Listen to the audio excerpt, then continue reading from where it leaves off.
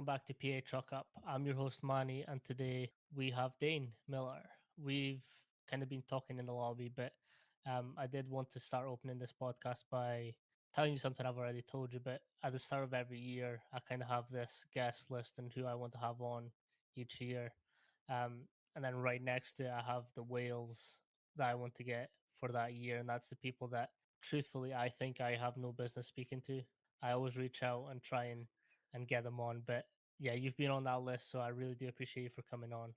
Yeah, I'm For excited to be anyone, here, and I'll say, I think it's important to realize that everybody is you're willing, you're capable of speaking to anybody, and I think that's an important thing that I think everybody should learn, and I think that's something that I even struggle with. But I also wanted to point out, I like the idea of even just setting up the list of people. It's like a really good lesson just for strength and conditioning, just for life. Is like, yo, these are my goals. This is where I want to be, and let's see if I can get it done or not. that's one of my very first lessons in sport. Was I was going up for national trials. One of my coaches, it was so simple, but he said, "Shy boys don't get sweets. Like, you're going up for trials, shy boys don't get sweets. So if you want it, it's there for the taking. So you just have to go for it."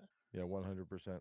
So that's kind of like how I apply, like, my goal setting is I want to shoot for the moon, because even if I don't get to the moon, I'll somewhat get close enough to to make stuff happen. But for anyone who doesn't know, if you give us a little introduction on who you are, what you do, and how you got to where you are.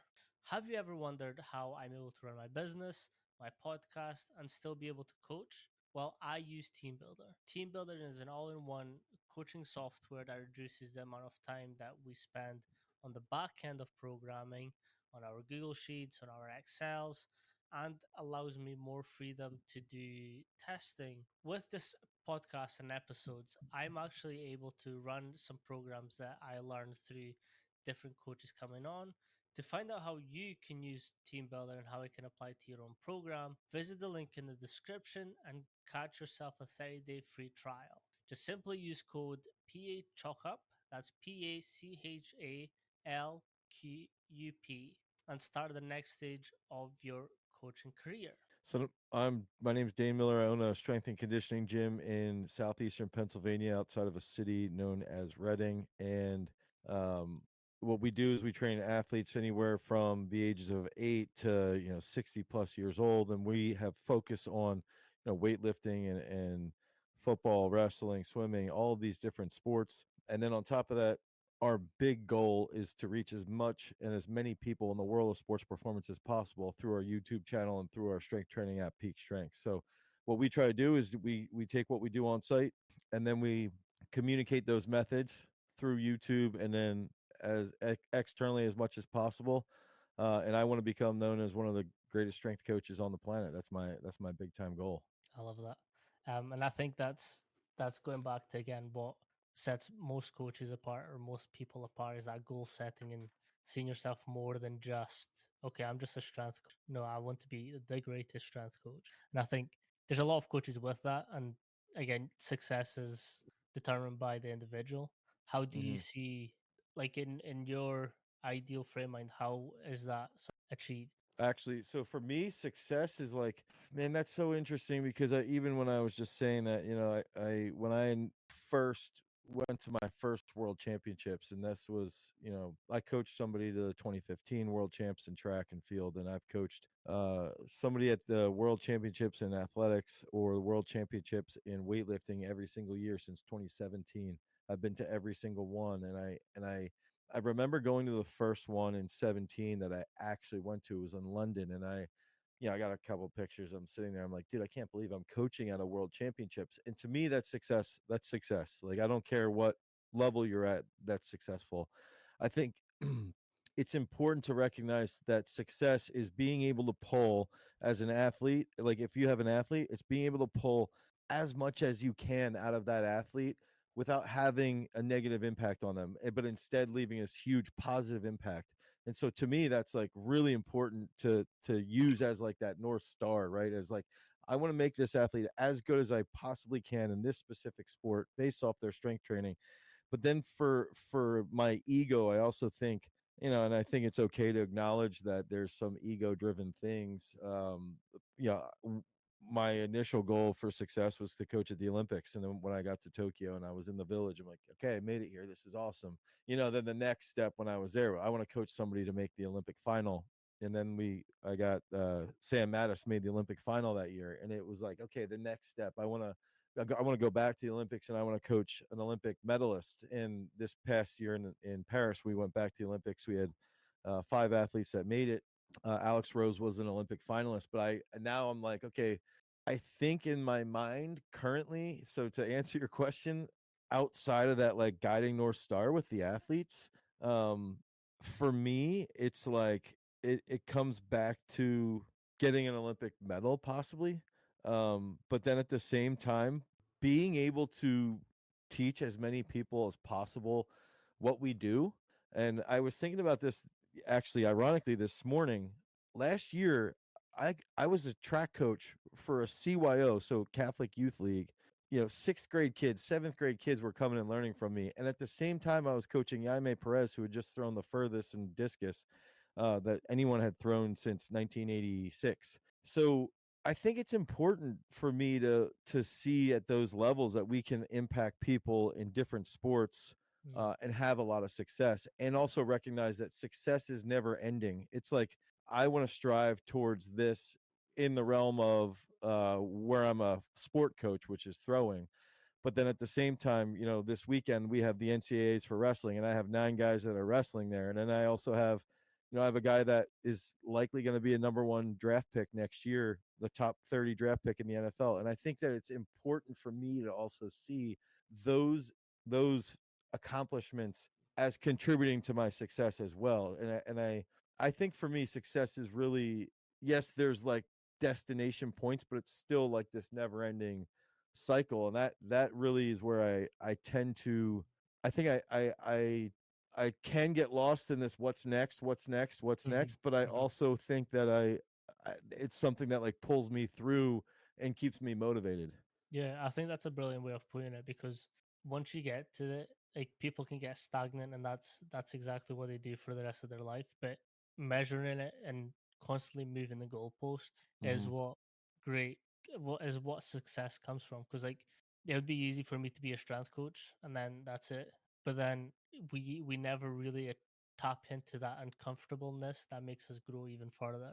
And I think constantly having that, but again, like what you said, kind of sounds like you also live in the present, and you're like, actually, I've got athletes that I've gotten 8 athletes to states, or I've got that NFL prospect, or still being able to be like, okay, this is still what's happening right there and then.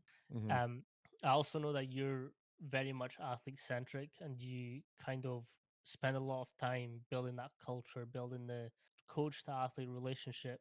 How's that sort of progressed through your programs over the years? So I think that for me, it's like when I'm thinking like, on YouTube or on our app or on Instagram, right? Like I could be the coach who maybe just occasionally I meet with another high profile person, and then we work through something and we get eyeballs on our content, and they watch, and they maybe people learn a little bit. But like I personally really value the experience of coaching. Like I genuinely like being in the gym and coaching regularly, which can also be a downfall financially. Uh, but it's really fun and it's what I like. And I Mhm. think that initially, that's a passion of me, is like I'm extraordinarily passionate about coaching and the interpersonal relationships and experiencing the growth that people have. And because that's something I'm passionate about, I've thought about this a lot with culture and how we develop the relationships. And for us, we use trust, we use expectations, accountability, and Mhm. support. And so we look at those 4 areas and we say, look, I want to have some sense of trust, and I want the athletes to have some sense of trust in us. And I want the athletes to know the expectations. How frequently are they coming into the gym? What are they going to be doing? How are we, what are we expecting from them effort wise? Accountability, what's going to happen if they don't do what we wanted them to do? What's going to happen if they do what we wanted them to do? And I think that the accountability aspect is like the glue of like the abstract fun things you want to talk about, and then it's like, I like this saying, rubber to the road. It's like, all right, now you actually have to do it. And then off of that would be support. And support is like, what are they going to get from the coach? What are they going to get from being here? Something as simple as, we have a sauna, we have, protein that you can buy, we have mobility routines. That's the support. And then to continue with this is like where I see culture rooted in trust, expectations, accountability, and support. I also think that there's actually lifts that feed into support. And then when we lay out our training and we lay out our system, we have assessment periods where we'll have max outs, we'll have testing, and that contributes to the culture. We even use exercises that I think that people who don't use weightlifting variations or weightlifting derivatives actually lose a leg in culture, because kids learn how to support one another. They learn how to execute things with technique, and technique is really what is going to separate someone who has a lot of strength from someone who has a lot of strength and technique. The person with a lot of strength and technique will separate themselves because they understand logical aggression and technical aggression.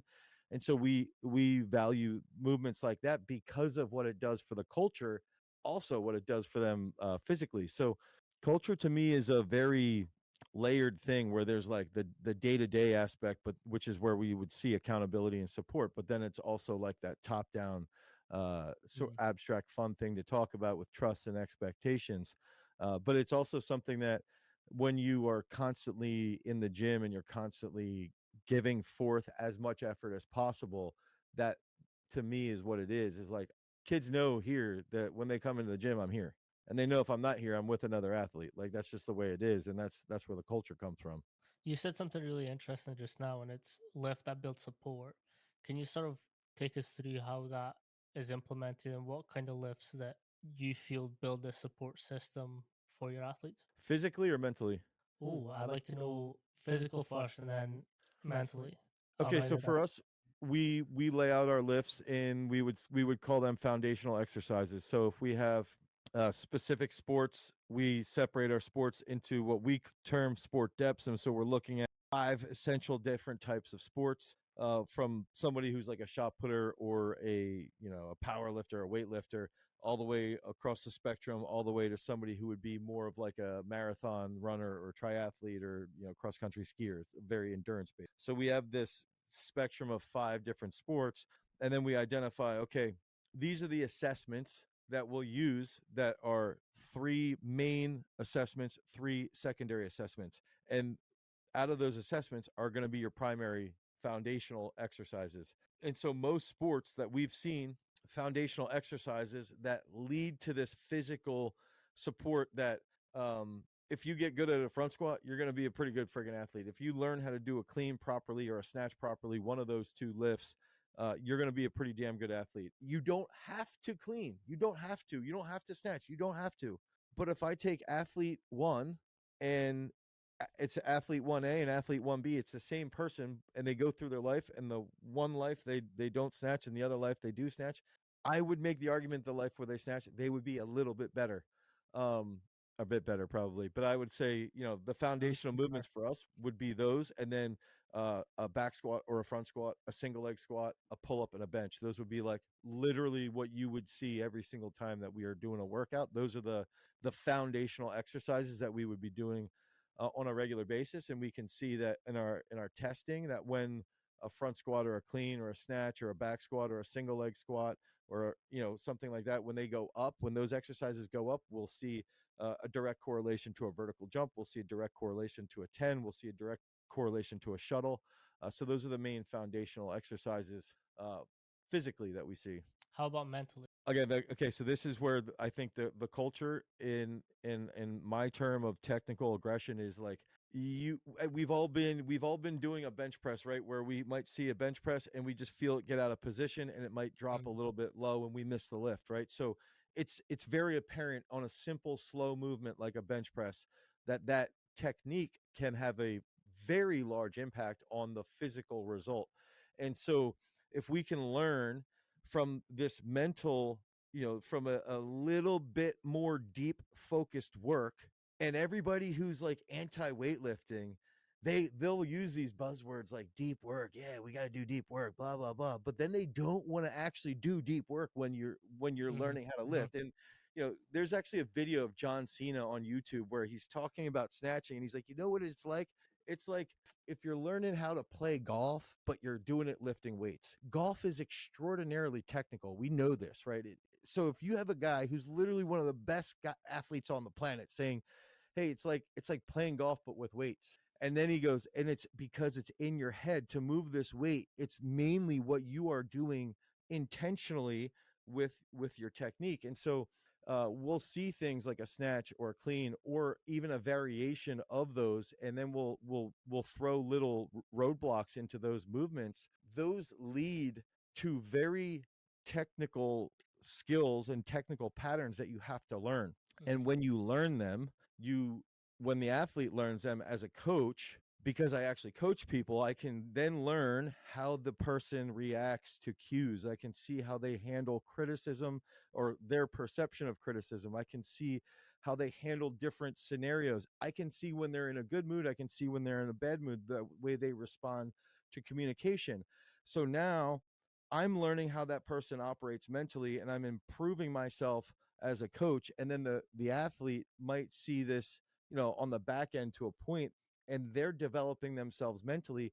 And then the best part is that when we do learn how to go for a heavy lift, or we do learn how to like test a power clean or something, they know that they have to be dialed in with their technique and execute it at high speeds.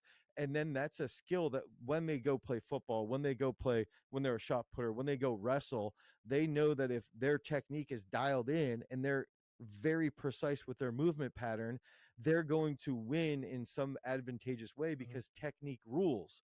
And so you can say all you want that I can throw med balls.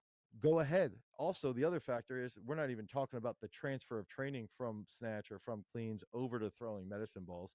You aren't doing deep work in most cases when you're doing a med ball throws. You're not doing deep work when you're doing a trap bar jump. Those exercises are fine, but we've got to be able to have athletes be more present.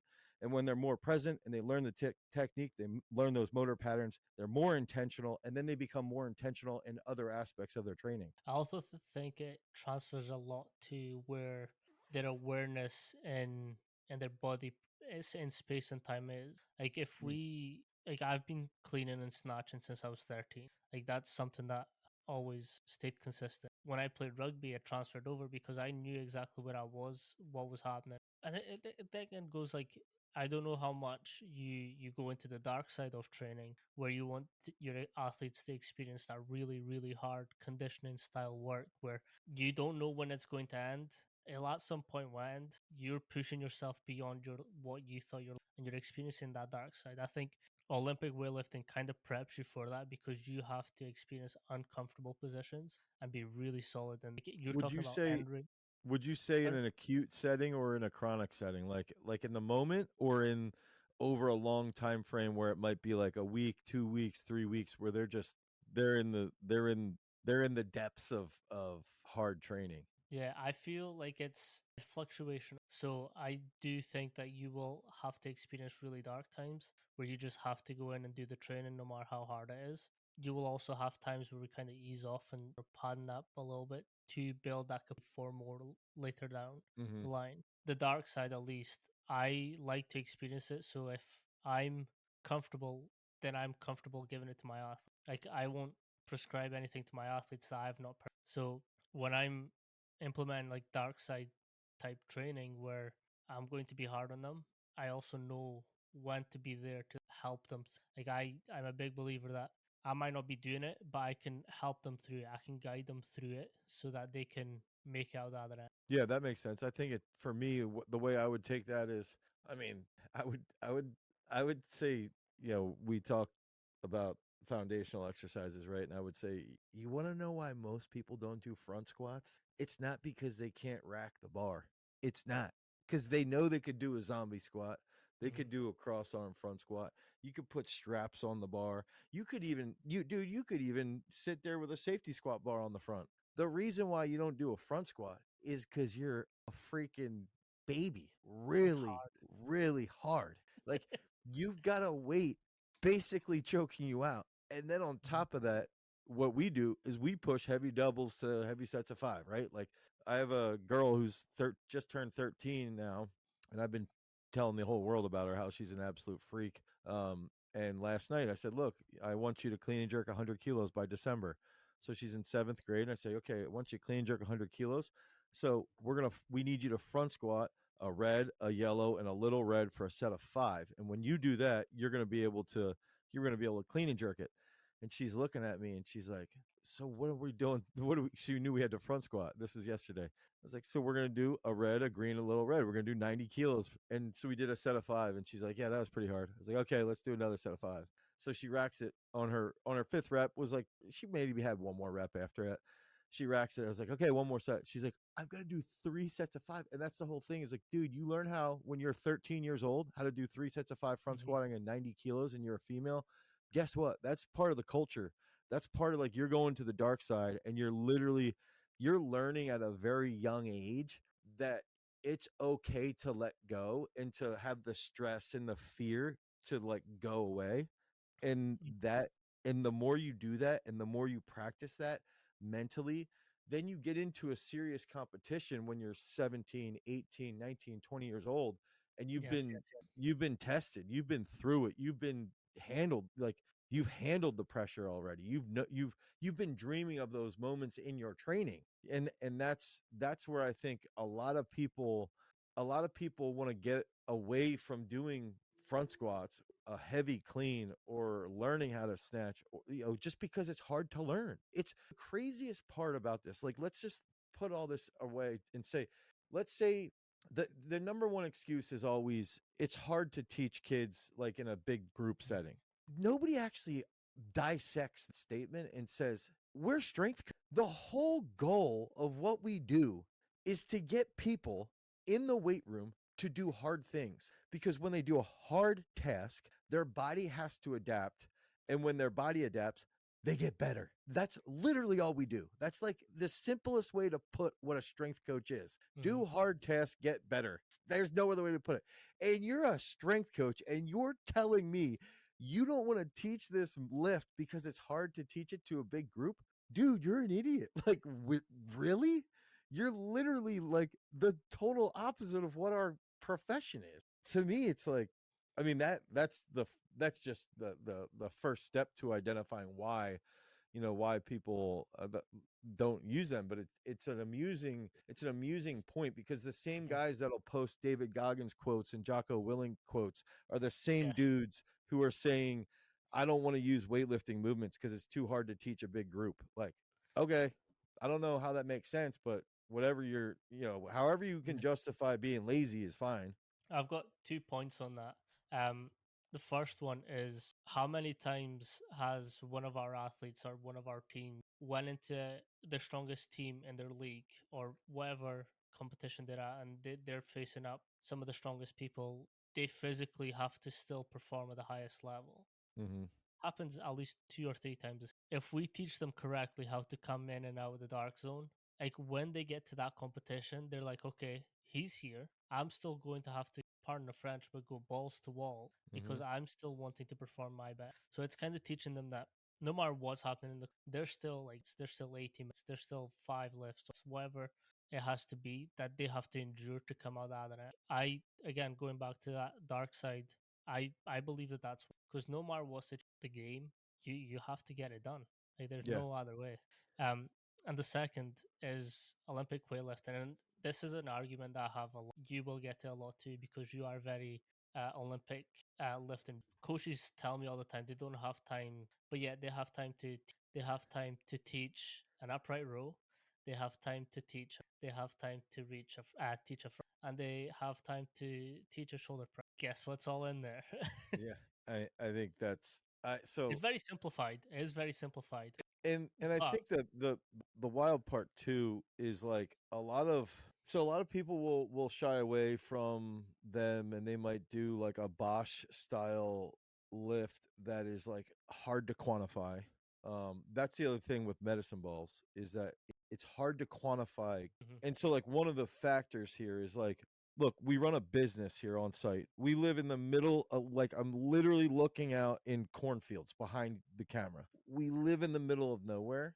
And for me to justify to people to bring their kids here, we have to show that they're getting better, one in the weight room, and two, that it'll transfer over to their sport.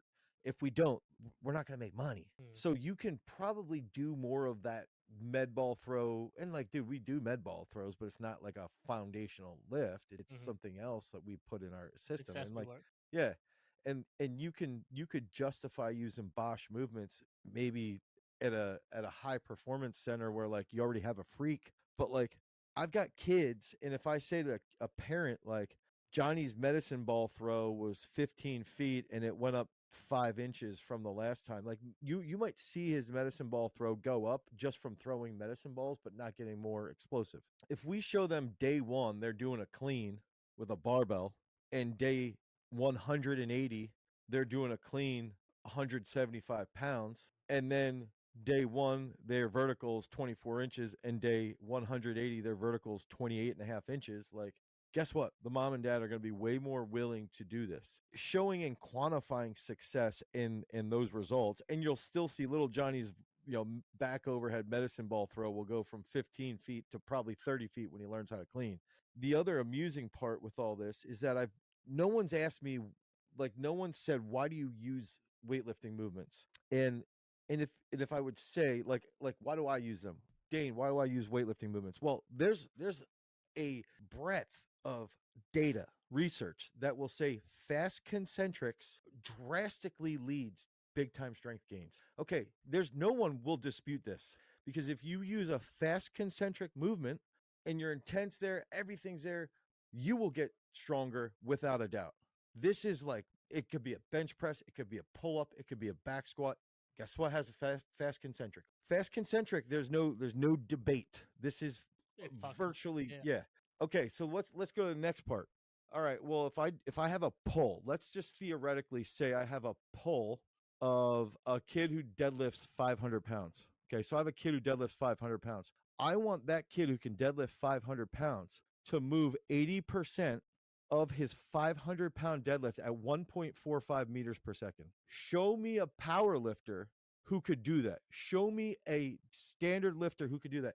Meanwhile, I can take a 17-year-old kid who weighs in at 82.5 kilos 4 days ago at an international competition. The kid's deadlifted 500 pounds and he cleaned 183 kilos at 1.45 meters per second.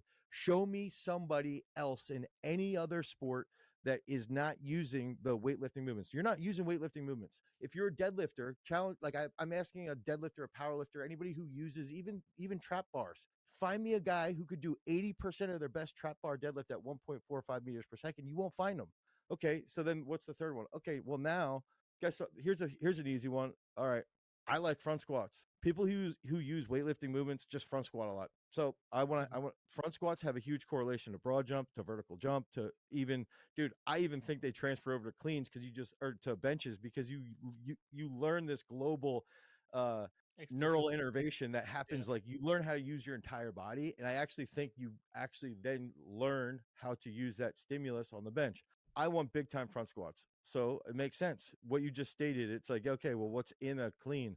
A deadlift, a front squat, military press, all these things. Right? I know military press isn't in the clean, but you see, it's like, okay, debate with me the fast concentric. You can't debate it. Debate with me the fast pull at 80%. You won't find it. And then I want big time front squats. Show me who front squats more, than weightlifters, than our Right. throwers, than, and it's like, this discussion doesn't even need to go towards any other area, because that right there is enough for me to be like, well, I can see it in my athletes, I can see it in my high school football guys. I mean, let's take a look at the Chinese for the Olympic weightlifting. That's scary how much their fronts. It's Yeah, scary how much their like back extension, just their like snatch grip deadlift, like what they're pulling from that floor at insane. speed. It's speed. It's not like they've got like 200K in the bar and their Uh-huh. speed deadlift insane. Like I'm a big fan of the ATG Instagram. When a coach is asking me about like Olympic movement specifics, I just send them to that page. Yeah, yeah. You're not hip thrusting the bar. like that bar stays, you're snapping under. Like I Yeah. want, and I think this is something that again I kind of want to pick your brain on, and it's how important is that snap under? Because like often talk, like we talk about all the concentrics, but we don't talk about that drop under. So I think this is another funny one, and I don't include this in my rant on the three reasons why I use it. But if I look at, okay, first let's just say slack. Let's say slack is something, all Bosch. Even though I like some of what he does, Franz Bosch, some of his stuff just drives me nuts because people will like hang on it and Hmm. be like, this is the system I have to use, and they'll talk about slack. Well, the ironic part to me is if I can teach a kid who's 13 how to drop under the bar, I think there's a point of slack after they finish the lift that this is happening, and then they have to like reuse that immediately. I think the other thing is like I like to look at if I have athletes come to my gym here and I've got normal kids. These are kids that are, maybe they start varsity in high school, right? Like they're not freaks of anything. I need to throw everything at them that will make them the absolute best they can be. So instead of being a non collegiate athlete, now they go D3. Or instead of being a D3 athlete, they go D2. And I want to make sure that everything I'm giving them gets them to this next step. And that's where we go with those tests. And to go into your question about changing the direction, kids that start to learn how to weightlift, you'll see the kids that struggle with changing their level quickly are the same kids that when they do a counter movement, they like dance their feet. Or Mm. when they land off of a hurdle hop or a box, they sort of dance and jump back up. They really, really struggle with changing their hip level. And then you look at it, and I've had direct conversations with our wrestlers that have won state championships, and we're in Pennsylvania. We're the best state in the U.S. for wrestling. We've had All Americans. We've trained over 7 different All Americans. Oh, nickel, Yeah, unreal. yeah, yeah, exactly. So you're looking at this and you go, everybody knows for wrestling, it's change your Hmm. levels, change your Hmm. level, change your level. It's basically counter movement attack, counter movement attack, defense, counter movement. It's all of these changing your level constantly. And that's the big thing that you see when they learn how to do a snatch or a clean effectively. They see that change of levels. They learn how to use their hips with flexion, extension, flexion, extension, flexion. And then on on top of this, if we looked at like a power lifter, a lot of power lifters, when they first start to weightlift, start to do weightlifting movements, they really struggle with flexion happening on the catch. And they sort of dance and they'll do power cleans where they catch like extended, they land in really funky positions because they're used to staying put and just doing something very heavy. That's why they're stupid strong. They're like insanely strong. But when they learn how to be more dynamic, it's from that changing of the level rapid. It's from that hip forward, hip back, hip forward, hip back. And I even argue like when you learn, so the way we teach our sports performance athletes, we teach them how to do no feet lifts. So what was crazy is yesterday we had 3 kids. So we had a freshman clean 132 kilos. We had a senior that cleaned 138 kilos. And then we had another senior clean 160 kilos. This is yesterday. And if you look at their technique, they all move. So we teach with this no feet movement. The feet are grounded the entire time. And I Mm. believe that when you teach them the no foot, so they can still plantar flex, but they essentially plantar flex and then they might slide ever so slightly. Now they learn the ground contact. They have better ground contact on the pole, which means they have better connection. But then on top of that, they also learn how to apply force for a long period into the ground. And this helps them then with their jumping and with their running. And it also transfers to them having better awareness, spatial awareness, as you mentioned earlier, with from that ground contact of having that no feet pull. That's super interesting. Something that arcs me in people Olympic weightlifting, especially when we're talking more like CrossFit style, where they jump Yeah. to then come under. The amount of energy and time that you've spent doing that could be that time that you could snap under more efficient Or and pull then longer. or pull longer as well. Yeah. Um, Another thing. So I've had Tim Shushamel and Paul Comfort on the podcast, and they're big into the research on Olympic weightlifting and its applicability to Who was the first one? Tim Shushamel. Oh, okay. I thought you said Tim Swords. I don't know. That's what I thought No. you said, but okay. Um, and they've sort of come up with this pool theory. So from the shrug, no one really works on the explosive dynamic of that. So they're kind of doing research into how that the athletic again Olympic weightlifting is a very we'll just call it so it's like it's not just the what I'm trying to say is like every breaking like if we break a lift down, every part of it becomes so integral a performance. It's not just like the whole act, but even if we do each movement, still has a great transfer over. I mean, I've always done it, so So you're saying like the partial, even like a partial movement is still going to transfer. yes, if we do it explosively and like to the same intent. Again, Yeah. I'm a big believer of if we're going to, you could be having a terrible day, but I want you to put as much intent. Yeah, Like, I think to go further off of that, one thing that we'll do is to sort of to be the echo chamber to what you're saying is like we'll put in, you know, we do a lot of stuff off of boxes. So mhm, we'll put a one box or two box. And if we think about yeah, yeah, and one I think that when you're dealing with football players, you can increase your volume with cleans by doing a one box or a two box because you can protect their back because they might be getting hit a lot at practice or something. But then when you decrease the range of motion, it helps with their back a little bit. On that statement, the decrease in range of motion. So I think the most important aspect, the most important measurement is actually known as impulse. And so if you think mhm, about um, time, time is in the pull. If you think about a full pull, time is the measurement, which is actually in a clean would be the distance. So yeah, you have a finite time on a pull. Okay. So if we think about if I have a full lift and I'm pulling at let's just throw up a number like 60 centimeters, right? But then I go to a one box and I pull at 50 centimeters. For me to have the same impulse, I have to uh, I will have to exert more force in that time frame. Okay, so now I have to have mhm, a mhm, higher force. It has to happen faster. So my rate of force development goes up because my impulse goes up. And so I have to apply. So I might have a one box or a two box, these partial lifts that you're talking about. And if we train our athletes to prioritize those positions as well, or a hang, or you know, a low hang or a high hang, now their impulse increases on that because the distance is decreasing. So they have a faster rate of force development. And that's what else is funny with like the anti weightlifting crowd for weight for snatch or for sports performance is like they will talk about partial movements from a you know like let's say a heavy squat off of pins or something like that, and those are dude those are fine.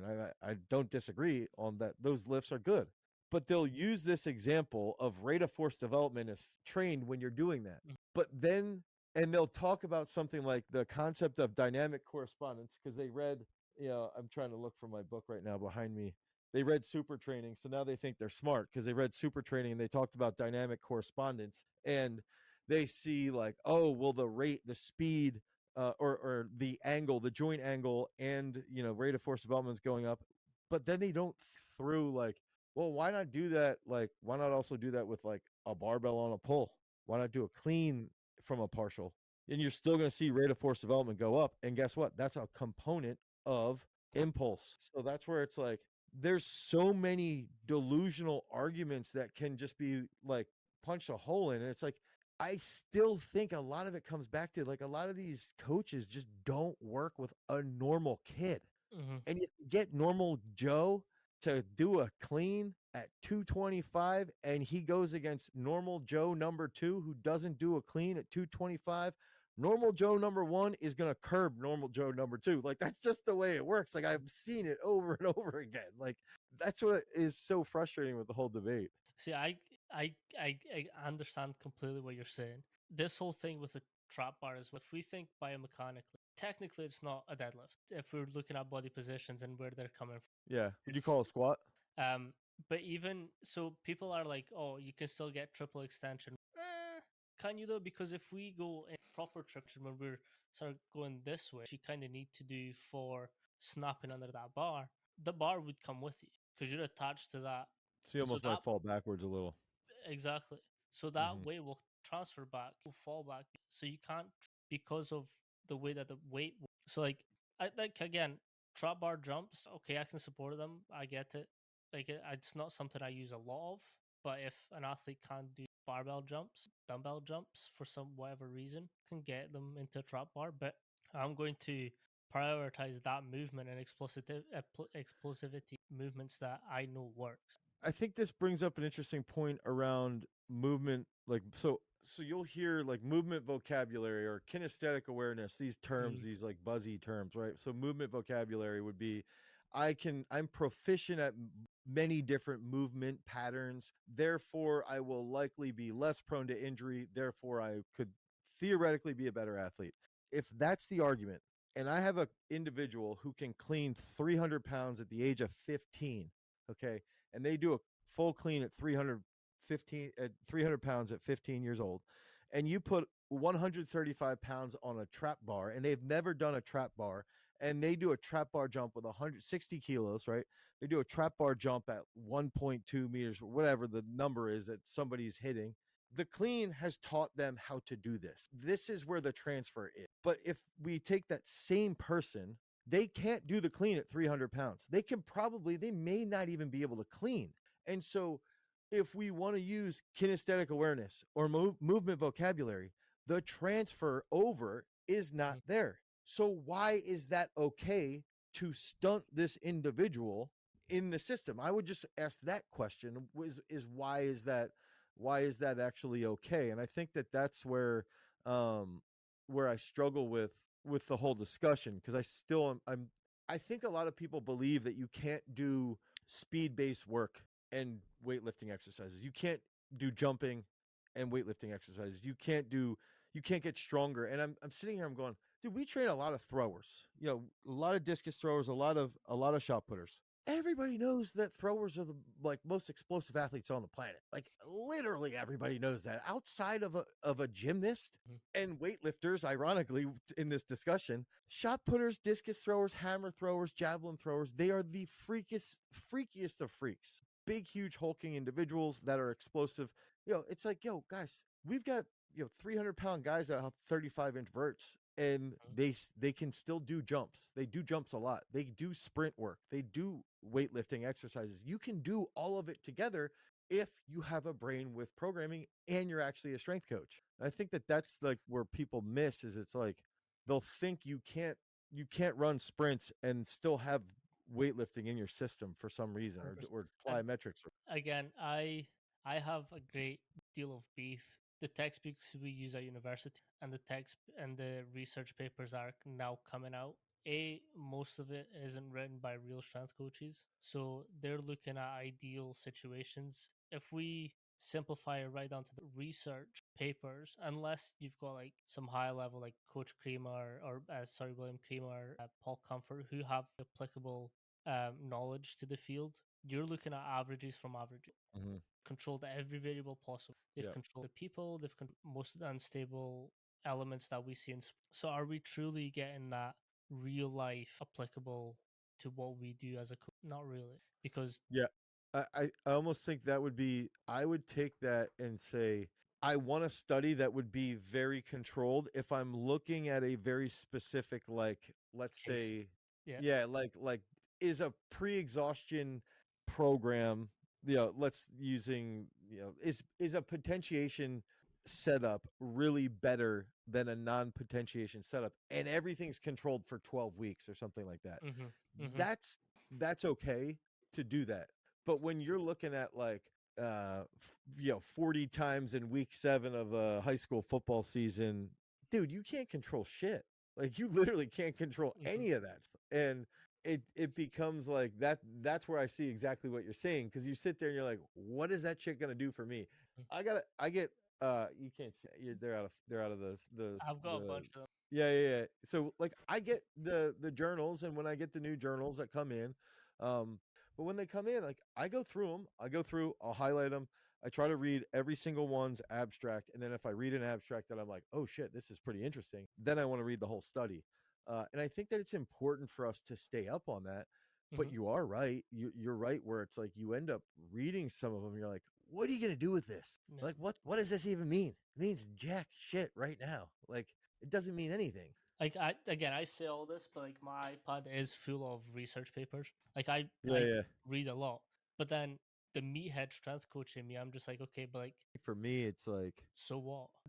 That's the thing that I apply to a lot of things. Like I ask myself, so what? I've read this incredible paper. It tells me all about the calcium pump, how it's needed for muscle contractions and energy systems and whatever else. But like, well, so what? Can I apply that to my 12-year-old?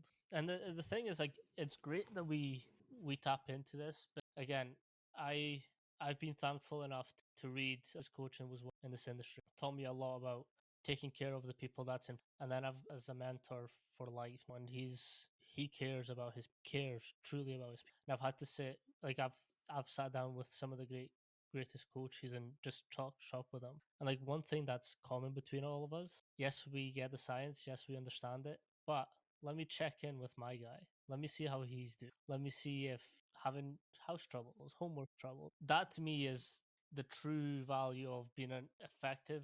Do you care for your athletes? Like, are you able to make them not just great athletes? Because again, that's our mission. Are you also building? I know the war in garage strength is a little bit different, and all athletes are on the at the top of their shit. And I want to buy some balls of that water. I got we'll speak about that at the end. Hey, if you look through your Instagram, that well is spelled. But like everyone sort of agrees that no matter what the cat or what road we're taking to Rome or what tools we have in the tool, we all agree on that one principle. Let's check in with our athlete. Let's make it speak for them. Let's just give them what they need. Fill whatever buckets. Let's make it fucking. How many athletes have you coached that didn't make it? How many have I coached that didn't make it? They still need to have a life afterward. So what can we do to impact? Mine's is Lego. I'm obsessed with Lego. I don't know if you. Yeah, I try. But across there, I got. Yeah, yeah. So I'm a big architect. So like I've got a bunch of them. Not in this office. Yeah, like Lego's my shit. I get excited. I get hyped. But like even as coaches, like we need to have that also escape because like don't know how your works obviously, but like I spend so much time coming up with these concepts and new ways of integrating training models and whatnot that like I sometimes just need a complete escape from and just like for 2-3 hours, all I'm doing is running the company, running the business can mm, be a more so of that mechanical, not it's, it's not the same, but it's a thoughtful strategic approach that I do find enjoyment in some cases. And I think you're right. I think it's important for everyone to have that outlet of something slightly different from your profession. 100%. I kind of want to go back to some of the goal setting. Again, I always get my athlete, but then at the back of it, I have some goals for them, and that could be something from as little as like, okay, we want to move your squat, whatever squat pattern they prefer, to X amount of weight, or I want to see you increase. You've told me you want to increase your time by 1 second, but that's actually my goal for you is increase 125. Like, how important is that for you? You kind of touched on setting goals for your athlete. I kind of as soon as you said, I was like, So I think it's important, and the way that we look at it is we'll say, okay, if you test, so when I explain this in the beginning, when we have those assessments, right? So you have these tests, and then the results come back, and then we essentially set you up, and you're like level 1, level 2, level 3, level 4. Think about level 4 as somebody who's a professional athlete. Level 3 would be somebody is a collegiate Division 1 athlete. Level 2 would be like you're starting varsity essentially. mm-hmm, Um, Level 1 would be maybe you're a junior high athlete or you're a junior varsity athlete and you're trying to get to level 2. So when we do those tests, we can see based off of the results like how far someone might be in certain lifts, how far off they might be from getting to the next level. And I think it's important for us to communicate what are sort of like benchmarks along the way to keep athletes in training. And so we might look at in poundage, I might say, okay, if you can bench 135, then the next benchmark is 185, then it's 205, then it's 225, then it's 250, then it's 275, then it's 300. And you have these benchmarks that you pull through, and then you have these milestone markers, and the milestone markers are where you get to the next level. And so I think that if and those levels are established based off of our experience and athletes that we've trained that have been at these levels and what we've seen as consistent from our years of testing. So I think when you're looking at goals, there's like the inter training goal. So it's like, you know, Ryan McDonald, who's a weightlifter that I train, who just got second at Junior Pan Ams, he knows that if he back squats 265, probably going to clean 205 to 210, and he's probably going to snatch 155 to 160. So he knows deep down inside, I'm trying to push him to a 260 to 270 back squat. So there's that big picture goal. But right now, he's a 227 back squatter. So the next step is to get him to 240. Well, how can we do that? And then it's like, okay, now we're gonna have these things laid out. I think for us, I like to see the athletes come to me with their goals, and then I provide Mhm. what feedback is. And I think when the athlete starts to bring their goals, that's when they're stepping into like, now I'm starting to take on more and more accountability. And that's usually, you know, usually around for us, that would be around 14, 15 years old, is like, that's sort of us getting Mhm. them to be more accountable. And I think that that's an important aspect too, is like, dude, going back to it, I think the coaches that complain the most about younger kids tend to be the coaches who don't use weightlifting movements, and they don't have goal setting involved. Uh, so then they'll say like kids don't want to train. And it's like, no, dude, you just suck at communicating with Mhm. kids. You're not good at coaching their technique, and you're not good at asking them what are their goals, what do they want to be, you know, how far do they want to go. And then on top of that, when they give you a response, dude, it's okay to be like, you're gonna like, I say this all the time. It's okay for me to believe in the athlete more than the athlete believes in themselves. Mhm. It's Mhm. okay for me to have a slightly different goal for a kid who's 14, 15, 16, because they're not mature enough. They don't have perspective yet. And I'm not saying I control them and like brainwash them. Sometimes I might. I don't entirely do that. Um, but when you have a kid who's clearly capable of something, Mhm. and they give you a goal that's like here, and you know that their goal could be here, it's okay to change the goal to here and be like, yo, dude, you're way more gifted than you realize, or you're way more capable than you realize. So I think the goal setting aspect is something that you have to consistently do. And it could even be as simple as like, yo, guys, you haven't written your notes inside of your workout, inside of your program. Goal number one, write your freaking notes at the Mhm. end of your workout into your program. Goal number two, do mobility. You know, there's those little wins on a daily basis, but then there's the big wins also that are, and all of these things are part of the journey. And I think again, accountability is the biggest thing. Like when you can teach your athletes to take ownership, because like again, like I've been fortunate enough to work with athletes that are now in the NFL and they're British and Scottish champions. Like when they message me and they're like, "Hey, coach, appreciate you. This is what I've been doing." And this is how far I've gotten. You did that. Fuck all to do with me. Like I've supported and made that plan and like I helped performance, but like you walked in to the door, you did those reps, you did those sets, you spent time, you took care of your body outside of it too. Recovery doesn't happen in the gym. So like you did it. I merely supported. Like I was just there. I was like cool. And I think that perspective is like what a lot of coaches are missing. Like no, I did that. And I'm Mm-hmm. Mm-hmm. like for me, it's again, I'm in this industry and have been. I had a great influence as a coach who helped me push, who helped me get to the stages I got. So like for me, I'm trying to build that foundation as well. Like it's not about me care about success. What makes me successful is knowing that you learned all these things and you were able to apply in your. Yeah, I think you're 100% on point. Absolutely. There was also like I know you deal with a lot of athletic. Those are some of the freakiest of. You can give a sprinter or a thrower anything, got it, Mm-hmm. and they'll fucking do it. I love Yep. it. Yep. I've got a sprinter, and I've coached him since he was. We were both 18. That's when I really. And I've been coaching him since then. I'm now 29. And I could throw the kitchen sink at that boy, and he's just like, "Let's go." Let's go. Yeah. Yeah. I think that goes back to their sport too. Is like they're doing so much volume. Dude, it's like that with swimmers. It's like that with CrossFitters actually. Like, dude, you can literally look at a CrossFitter who's training for the sport in the proper means of how you would trip for a CrossFit comp, and they can handle volume unbelievable amount. And you see that quite a bit with throwers and with, yeah, especially for big throwers, like bigger throwers, for them to handle the volume that they handle. relative to like someone who might be like an American football player.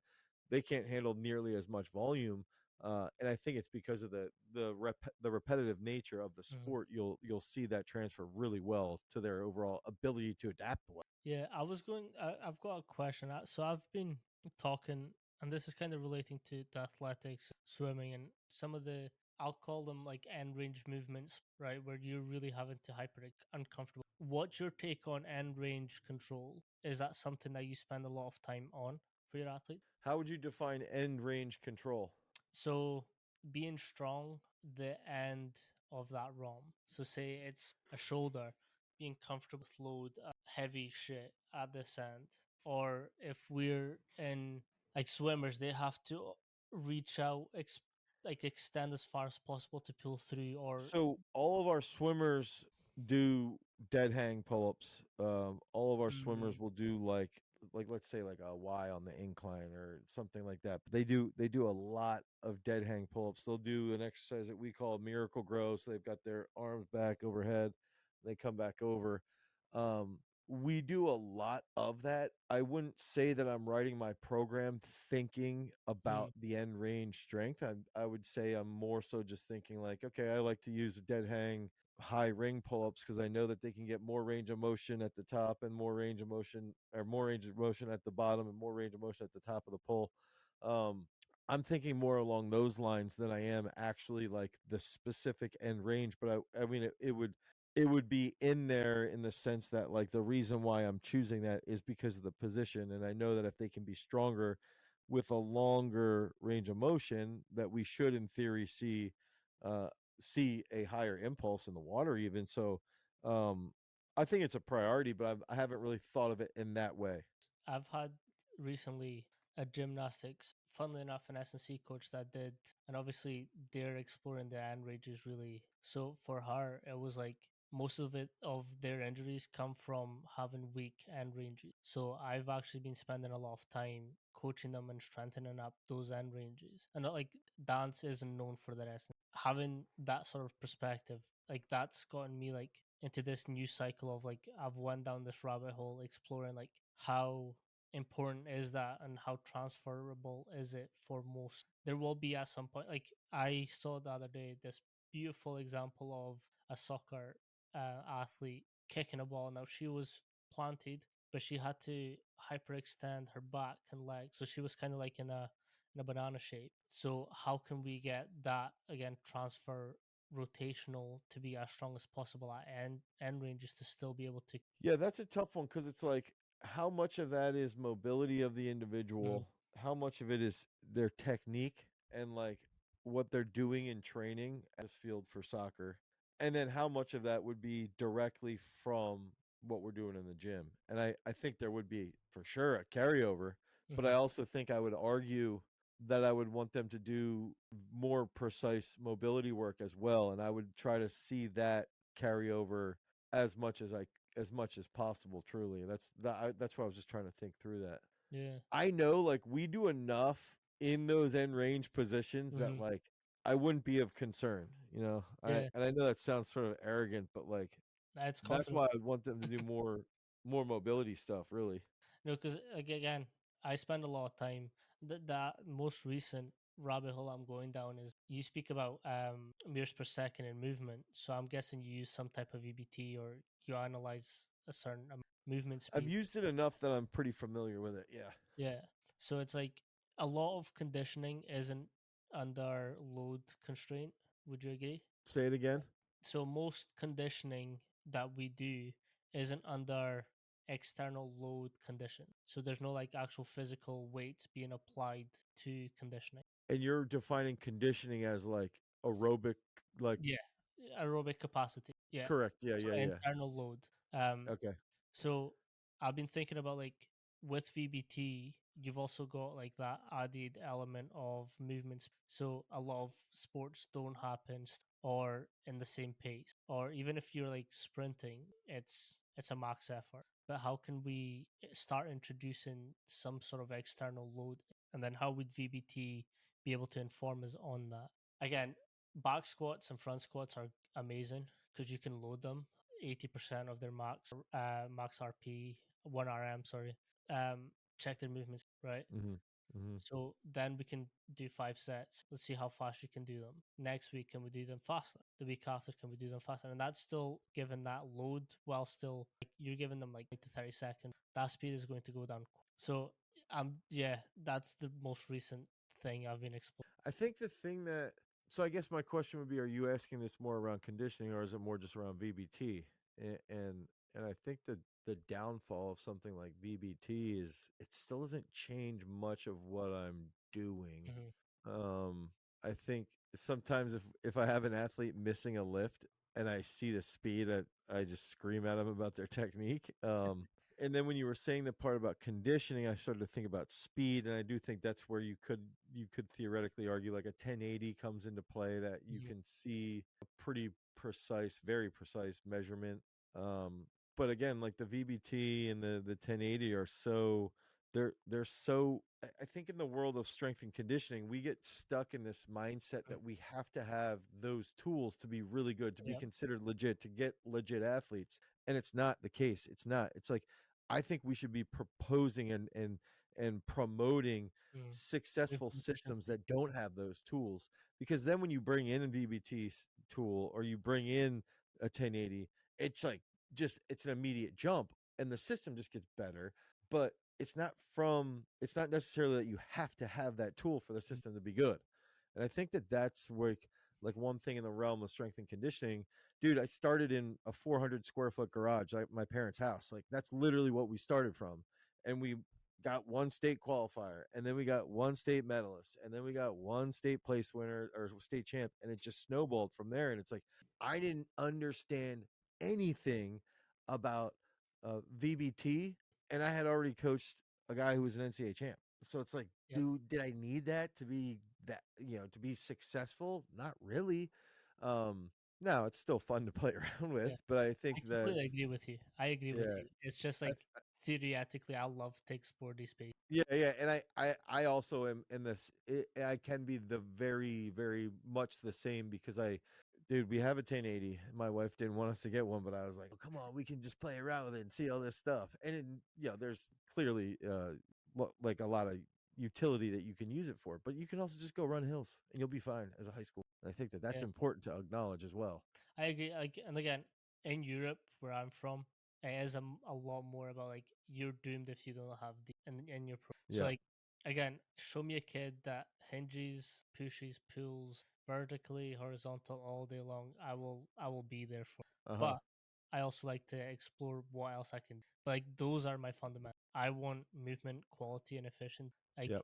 I always have this debate with people on conjugate, and it's like, okay, my 12-year-old isn't going to use chains on a bike. Teach them to move forward, and then we can explore. And so I Right. completely agree with you. No, that's perfect. Thank you so much for coming on, Dane. Yeah. Yeah. No problem. If you let everyone know where they can find you, you've mentioned your YouTube a couple times, and I will say that's how I introduced to you. You weren't as jacked as possible, like you are now, so that Yeah, I gives don't us know. that I feel indication of how I far. turn 41 tomorrow, so I feel a little sloppy right now. I Um, you're shredded. yeah, I so our YouTube channel's Garage Strength, GRAGE Strength, and then there it is right there. Oh, you can see what was that? Oh, did you had a tool up on there, didn't you? Yeah, yeah.